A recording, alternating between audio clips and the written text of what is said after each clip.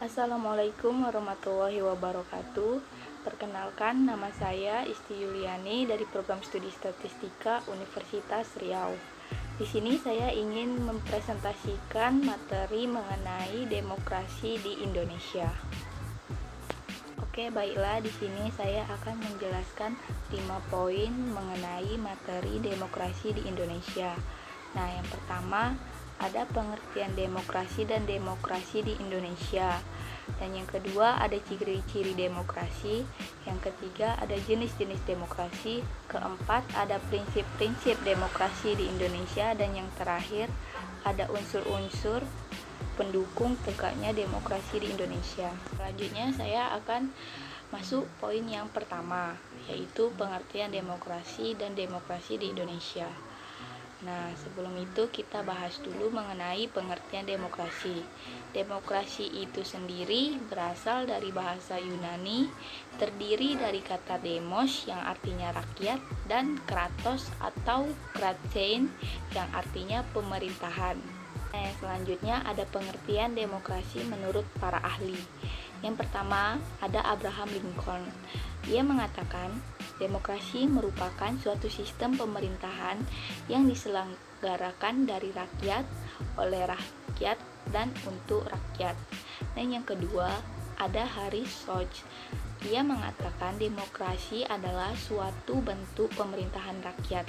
Artinya, rakyat atau orang banyak yaitu pemegang kekuasaan dalam pemerintahan. Dan yang terakhir ada Charles Costello.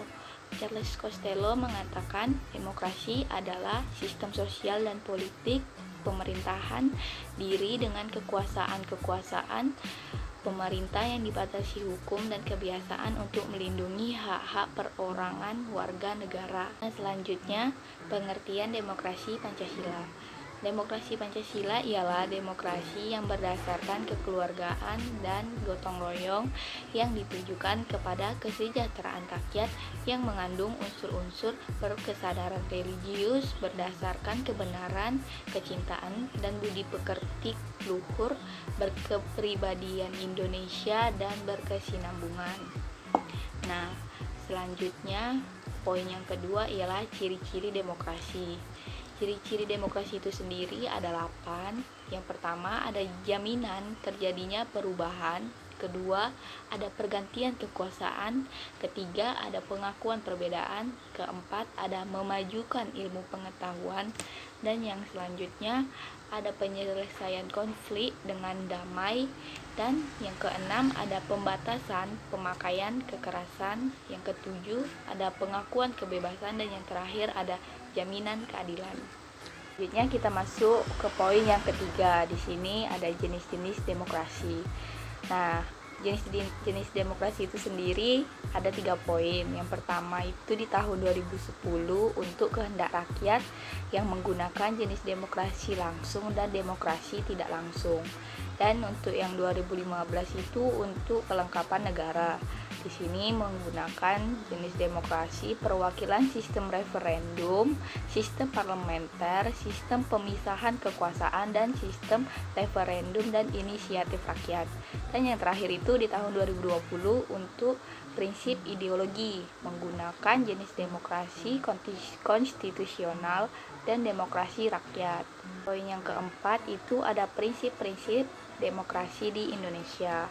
Nah, di sini ada 4 poin. Yang pertama ada rakyat, yang kedua ada perwakilan rakyat, yang ketiga ada keadilan, dan yang terakhir ada undang-undang.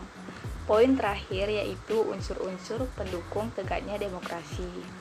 Nah, unsur-unsur pendukung tegaknya demokrasi ini ada 3. Yang pertama negara hukum, kedua masyarakat, dan yang terakhir ada aliansi kelompok strategis.